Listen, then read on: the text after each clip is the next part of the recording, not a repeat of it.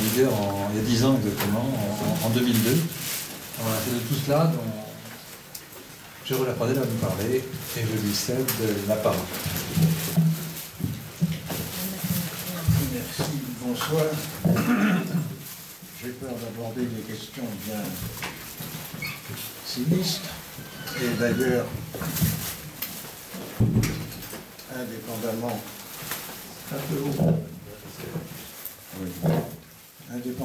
de la portée politique, elles sont techniquement arides. Et pourtant, je crois que ça vaut la peine d'aller y regarder. Alors, je crois que, avant toute chose, et pour essayer de donner un sens à ce qui suit, il faut envisager les enjeux d'un éventuel recours à la Cour pénale internationale de la part de la Palestine, ou dans l'intérêt de la Palestine, parce que nous allons voir qu'il n'y a pas que la Palestine qui puisse se servir de la Cour. Ensuite, après les enjeux, il faut évidemment entrer dans le détail sordide des moyens juridiques constitués par la Cour, c'est-à-dire se pencher sur les conditions de sa compétence et de sa saisine, parce qu'il ne suffit pas qu'un juge ait la compétence, c'est-à-dire le pouvoir de traiter, de connaître telle ou telle question, il faut encore qu'il y ait quelqu'un pour les lui poser ces questions, parce que le juge ne peut pas lui-même. Et la plupart des tribunaux internationaux, notamment, ont à cet égard une saisine verrouillée entre les mains des puissances. N'importe quelle victime ne peut pas aller se plaindre devant un tribunal pénal international. Ça serait trop facile. Après l'analyse de ces moyens, ben, il faut voir concrètement quels peuvent être les obstacles et en même temps les inconvénients, parce que toute utilisation de la justice présente évidemment des risques, en particulier celle-là. Alors les enjeux, je crois qu'ils sont indissociablement politiques et juridiques. Il ne faut pas faire la distinction, opposer le droit à la politique. De façon générale, il ne faut pas, et dans le cas particulier, encore moins. Or, ce qu'il faut bien comprendre ici, c'est que, d'un point de vue politique, il y a des violations du droit international tel qu'il est reconnu dans l'univers entier et proclamé et utilisé politiquement. C'est un des arguments de l'Occident pour asseoir et justifier sa domination sur le monde, le droit, l'état de droit, la démocratie, etc. Et alors, il y a en réalité sur le terrain des violations absolument fondamentales. C'est plus que des violations. En réalité, personne n'applique les règles du droit international, en général au Moyen-Orient, et en particulier en Israël et en Palestine. Personne. Et ces violations sont consternantes, mais alors elles peuvent ne pas apparaître au public, parce que le discours juridique pur, quand on s'en tient au principe, aux règles, il est tout à fait malléable. C'est-à-dire que vous pouvez faire dire, prenez au hasard n'importe quel, c'est là qu'on voit la qualité d'un juriste, donnez-lui n'importe quel texte, un ticket de métro, et dites-lui, trouvez-moi 5 sens différents, dont 2 au moins contradictoires dans ce qui est écrit là. S'il n'est pas foutu de le faire, il n'est pas bon technicien. Vous pouvez faire ça avec n'importe quel principe de droit. C'est-à-dire qu'on peut les faire s'accorder aux intérêts de celui qui parle le plus fort. Alors on me dirait, alors ça ne sert à rien, c'est de trucs pour rendre les gens fous, pour les tromper. Enfin, non. C'est quand même très important dans la mesure où, à l'origine des règles de droit, vous avez toutes sortes de prises de position politiques majoritaires allant dans le sens de la liberté, bref, toutes sortes de trucs, et notamment au point de vue international. En réalité, par conséquent, ce qu'il faut, c'est qu'il y ait une institution qui puisse couper court aux discussions risquant de vider de leur signification et de leur portée les règles internationales. Et cette institution, dans tout le système juridique, c'est la justice, c'est le tribunal. Vous pouvez parler comme vous voulez de ce qu'il y a dans la loi, de ce qu'il y a dans le code, mais le jour où vous avez un procès avec votre voisin ou avec votre préfet, c'est devant le juge que ça se terminera. Votre discours qui sert vos intérêts, opposé au discours de votre adversaire, vont être tenus contradictoirement devant le juge, et le juge, à un moment donné, dira « Voilà ce que je dis ». Alors ça vous donnera raison, ça vous donnera tort, ça c'est autre chose. Ça sera superbe ou ça sera minable, mais ça sera, le droit, ça sera ça. Et ça sera ça sur le terrain de l'application. Parce que vous aurez à payer ou vous aurez à encaisser ce que le juge aura décidé en fonction du sens qu'il aura donné aux règles de droit. Et comme c'est lui, le juge, qui a le dernier mot. Alors le juge, c'est à la fois la première instance, puis si on fait appel, la cour d'appel, puis au-delà, la cour de cassation, ça prend quelquefois du temps. Ça coûte aussi de l'argent, ça permet à mes semblables de s'épanouir, une aisance sympathique, mais finalement, ça fait que le droit peut politiquement être efficace, être utile. Le droit international, c'est pas comme ça, parce qu'il n'y a pas de juge qui soit en principe capable de dire, quand on en a besoin, quel est le sens du droit, et pas seulement le sens des règles dans l'abstrait, mais le sens de leur application sur le terrain. Il n'y en a pas, avec tout de même, en ce qui concerne la Palestine, un double bémol. Le premier bémol, c'est un avis donné par la Cour internationale de justice à l'Assemblée générale des Nations unies, qui lui avait demandé, à propos du mur construit en Palestine. Et à propos du mur, la Cour a rendu une décision qui est absolument passionnante, parce qu'elle est très très claire. Ensuite, elle dépasse largement le cadre du mur, elle le replace dans son système d'ensemble, et elle se prononce sur une série de droits fondamentaux, notamment le droit des peuples à disposer d'eux-mêmes, et celui des Palestiniens, parce qu'elle n'est pas saisie dans l'abstrait du sens des règles, mais également de leur application en Palestine. Donc elle résonne comme un véritable juge saisi d'un véritable conflit. Donc elle dit, là, les Palestiniens ont droit à l'autodétermination, la colonisation est contraire aux conventions de Genève, et qu'il l'interdit absolument, de même que l'internement en Israël d'un certain nombre de Palestiniens issus des territoires.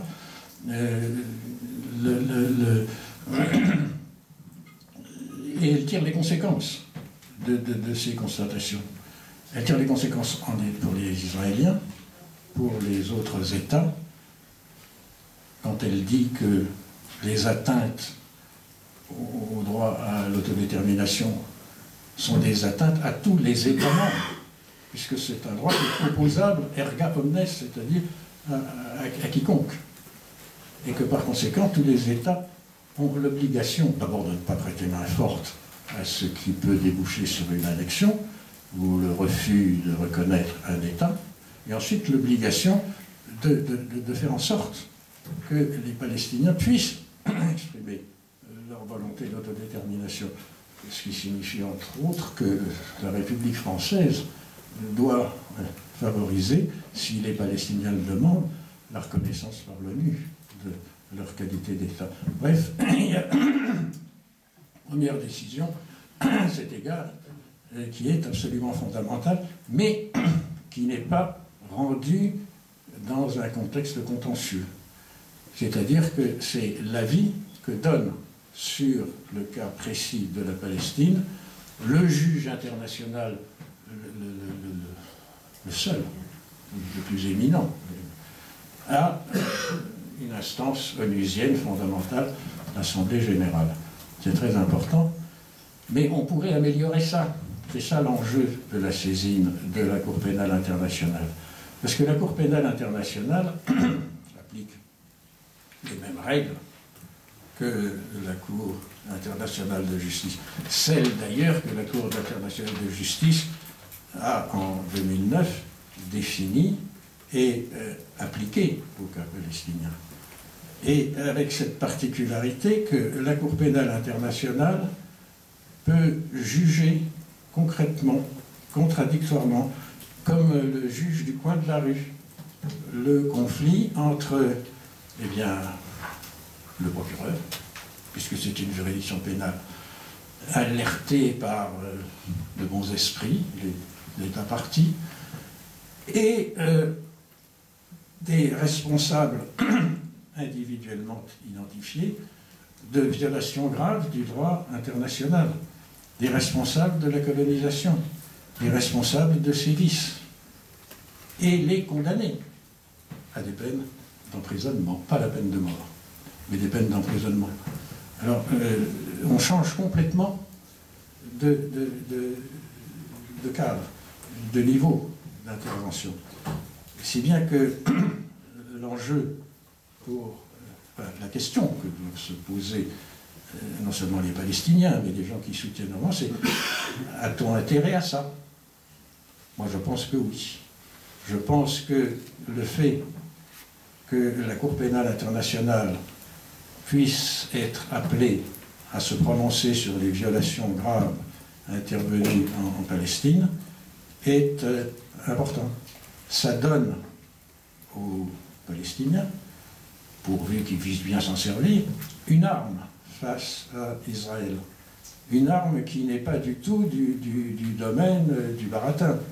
Une arme qui d'ailleurs est mise en œuvre par éventuellement d'autres qu'eux. Des instances telles que le bureau du procureur ou les autorités d'un certain nombre d'États tiers partis au statut de Rome et veillant à ce qu'on fasse respecter la légalité internationale qui les intéresse tous. Alors évidemment, ils ne bougeront que si leurs citoyens les poussent au cul. Si vous regardez par exemple la République française, vous constatez qu'elle est à cet égard dans un état létal. On regarde ailleurs, il faudrait donc la pousser derrière. Donc je crois qu'il y a cet enjeu, la mise en œuvre du droit, une arme donnée aux Palestiniens, et je reviens sur la mise en œuvre du droit, ça intéresse tout le monde, comme le dit la Cour internationale de justice. Il faut bien voir que ces violations hallucinantes de règles qui sont écrites, proclamées, définies par la plus haute instance juridique internationale, cette violation avec la complicité des États occidentaux qui les ont eux-mêmes promus, qui tirent la légitimité de leur domination du monde de ces règles, ça a quelque chose de consternant. Il n'y a pas que les Israéliens et les Palestiniens qui sont en train de se suicider. Il y a nous, avec, en même temps. C'est le même mouvement. Alors voilà, en gros. Alors ça, c'est le gentil côté du discours. Maintenant, on va passer à quelque chose de beaucoup moins sautier. Ce sont les moyens. C'est-à-dire qu'il faut que je vous explique ce qu'est la compétence de la Cour pénale internationale, l'étendue de cette compétence, et ensuite comment on peut la conduire à exercer le pouvoir qui en résulte. Alors la Cour est compétente, d'après le statut de Rome, dont j'ai le texte ici, d'ailleurs glorieusement commenté, à l'égard d'un certain nombre de crimes internationaux. On ne peut pas saisir la Cour pénale internationale du cambriolage qui a eu lieu chez votre voisine, même si elle est d'une autre nationalité. Ça ne la concerne pas. Vous ne pouvez même pas la saisir du fait que votre voisin a tordu le cou à votre voisine alors que peut-être est là. Il y a seulement actuellement 3 types de crimes qui sont d'ailleurs très longuement définis dans les articles 6, 7, 8 du statut de Rome, qui est la Convention de Rome qui sert de statut à la Cour pénale internationale. C'est le génocide.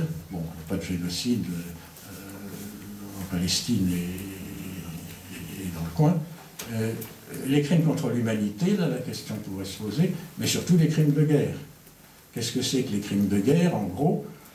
Ben, ce sont les violations graves des règles de droit humanitaire dont l'avis de la Cour internationale de justice de 2009 explique admirablement comment ils sont applicables en Palestine et comment ils sont coordonnés avec les règles internationales sur les droits de l'homme qui font en quelque sorte double emploi avec eux.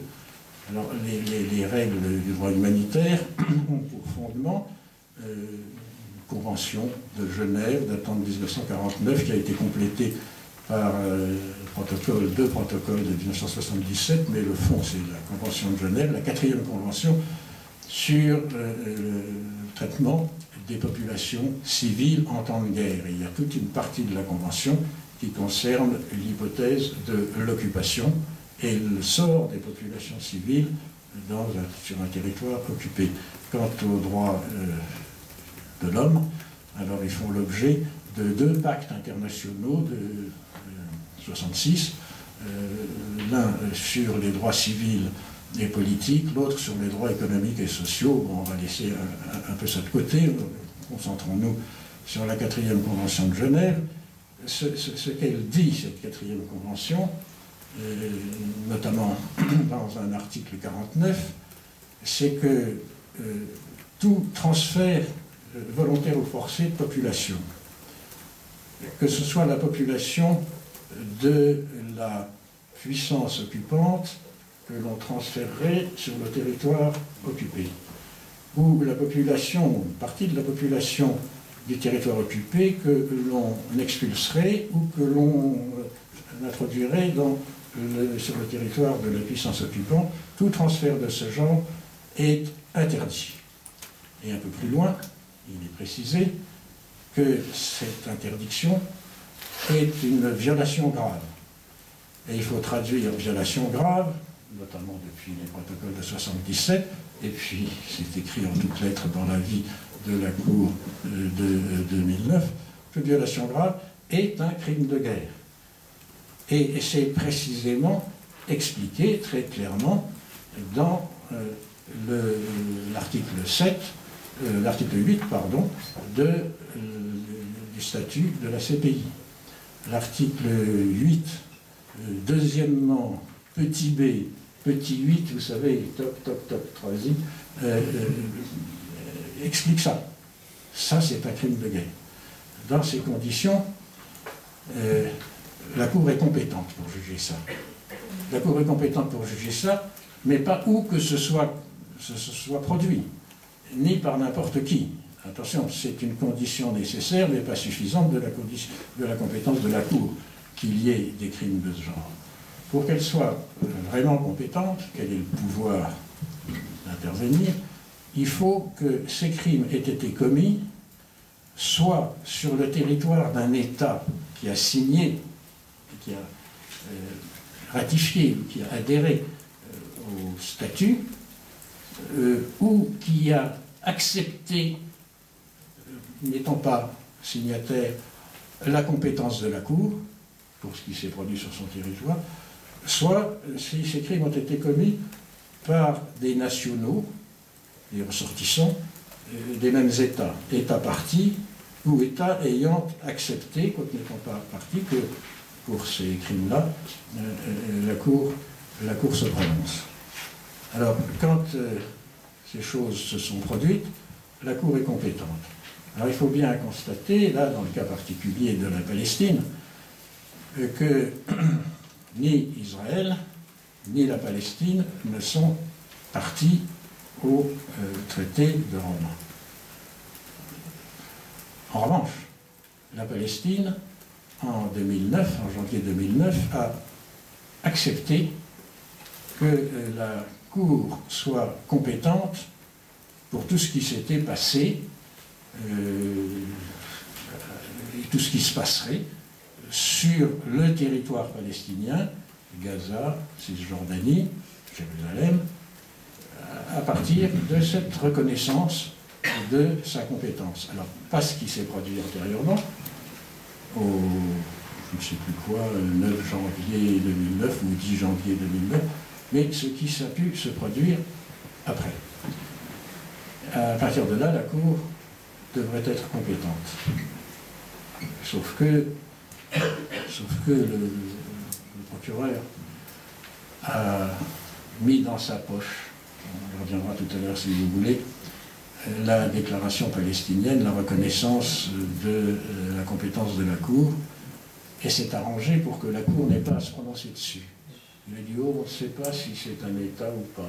Il n'y a que les États qui peuvent faire ça. Alors moi, je n'ai pas le pouvoir, ça c'est vrai, je n'ai pas le pouvoir de me prononcer là-dessus. Donc il faut saisir l'ONU, et puis c'est fini. On n'en entend plus parler, ça c'était en avril 2011. Donc ce truc est en sommeil. Il aurait dû en réalité demander à la Cour de se prononcer sur sa propre compétence. C'est un principe général du droit qui est appliqué par tous les tribunaux internationaux. Le juge est maître de sa propre compétence, il définit sa propre compétence. Alors on n'a pas permis. Et comme les tribunaux ne peuvent pas se saisir tout seuls, la Cour, c'est parce qu'elle aurait dit, enfin si j'ai une petite idée, elle est court-circuitée. Parce que, nous sommes toujours au niveau des moyens, il ne suffit pas que la Cour soit compétente, et on voit qu'en ce qui concerne la Palestine, elle l'est avec un bémol, elle l'est dans la mesure où la Palestine a accepté cette compétence à partir du début de l'année 2009. Alors, dans la mesure où elle est compétente, il faut encore qu'on la saisisse. Elle a beau être compétente, elle peut regarder ce qui se passe, c'est du travail pour elle, sur différents territoires, mais si personne ne lui demande son avis, elle fait autre chose, c'est-à-dire rien, enfin, s'occupe d'autre chose. Alors comment peut-elle être effectivement saisie? Eh bien, c'est assez compliqué en réalité. C'est assez compliqué parce que, logiquement, c'est un État parti qui peut la saisir. Et ceci en signalant au procureur les crimes relevant de la compétence de la Cour. Un État parti dit il se passe dans les territoires palestiniens des crimes de guerre de la compétence de la Cour. Alors l'État en question ne dit pas ça à la Cour, il dit ça au procureur. Et le procureur enquête. Et il peut enterrer un certain temps. Mais un État peut également saisir la Cour du comportement du procureur, en disant à la Cour, regardez un peu ce que fait le procureur. Donc, il y a une voie qui est ouverte tout de même, ça n'est pas totalement verrouillé. Mais la Palestine, du seul fait qu'elle ait reconnu la compétence de la Cour, ne peut pas saisir la Cour en l'état. Il n'y a qu'un État parti, ou le procureur lui-même. Le procureur pourrait prendre sur lui de dire où il se passe des choses là, et puis un peu, j'enquête, et puis si je trouve qu'il y a matière, alors je dis, je saisis la Cour. Il y a une dernière cartouche possible, ça peut être le Conseil de sécurité, qui, visant le chapitre 7, c'est-à-dire une menace contre la paix, dit que la Cour pénale doit être saisie. Saisit le procureur. Le Conseil de sécurité fait comme un État parti, saisit le procureur. C'est dans ces conditions que la Cour pourrait être saisie. C'est-à-dire que dès maintenant, au fond, un État parti pourrait saisir la Cour en signalant que la Palestine a accepté d'avance la compétence.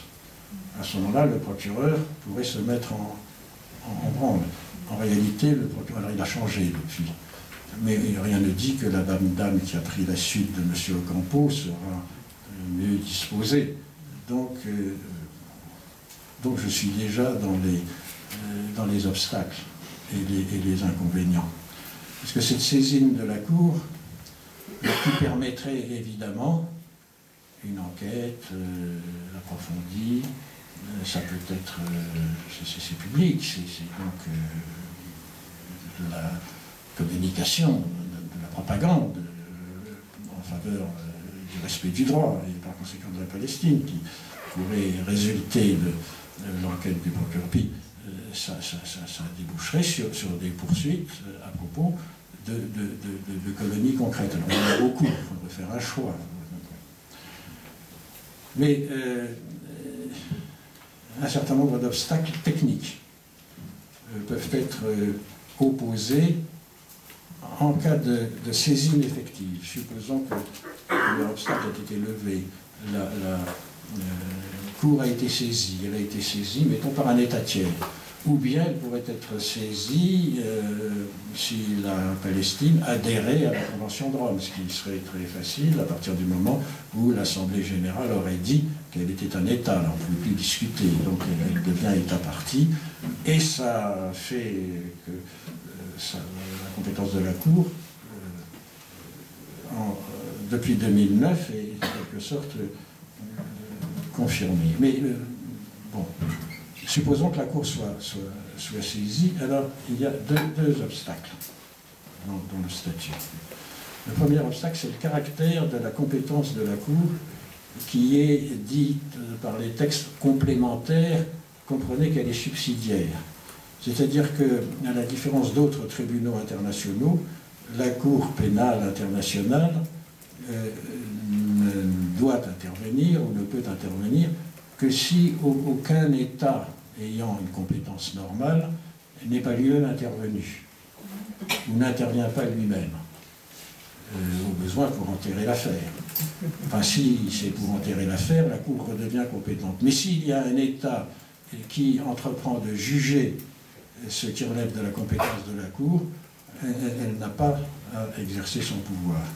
Alors là, on peut concevoir première source de paralysie de la procédure, résultant du fait, par exemple, que les autorités israéliennes vont déclencher des enquêtes.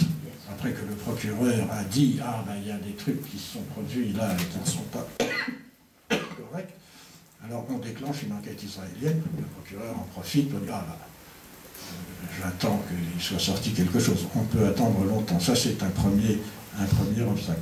Il y a un second obstacle qui est beaucoup plus brutal. Et on retrouve ici le Conseil de sécurité. Le Conseil de sécurité a le pouvoir, toujours en visant le chapitre 7, de demander à la Cour de suspendre toute activité, toute poursuite, pendant un an renouvelable. Alors pour un temps indéterminé, le Conseil de sécurité, à condition d'être d'accord.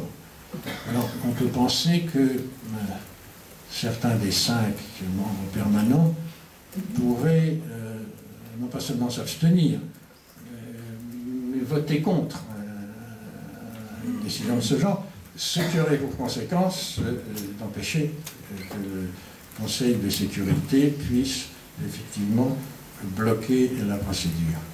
Alors voilà, 2 obstacles techniques. Alors maintenant, il y a des obstacles et des inconvénients plus ordinaires par lesquels je terminerai. Il faut bien comprendre que si on saisit la Cour pénale internationale, il ne s'agit plus de faire du gna-gna-gna général à propos des grands principes et d'enfiler des mouches ou de faire jouer les grandes orgues sur la... Il s'agit d'entrer dans les détails. Il ne s'agit pas de dire la colonisation, non, il y a telle colonie, à tel moment, pour telle raison, sur tel territoire, tel individu, doivent être, voilà, tel comportement. Il faut donc qu'il y ait des gens qui se remuent pour monter des dossiers très précis, très techniques, très juridiques. Et il faut une armée d'avocats. Il va falloir, parce que ces gens-là fonctionnent rarement gratis. Mais c'est un mot qui m'arrache la gueule, je ne suis pas juriste pour rien. Donc il y a cet aspect technique qui est fondamental et c'est un obstacle très grand. Il y a aussi quelques inconvénients, parce que nul n'est parfait en ce bas monde. Dieu sait qu'on a entendu parler du terrorisme palestinien. Et c'est pas toujours du bidon.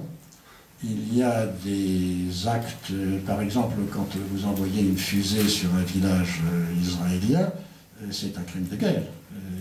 même si vous êtes un kamikaze et que vous faites le sacrifice de votre vie pour faire sauter des civils, là vous commettez un crime de guerre. Il y a un crime de guerre.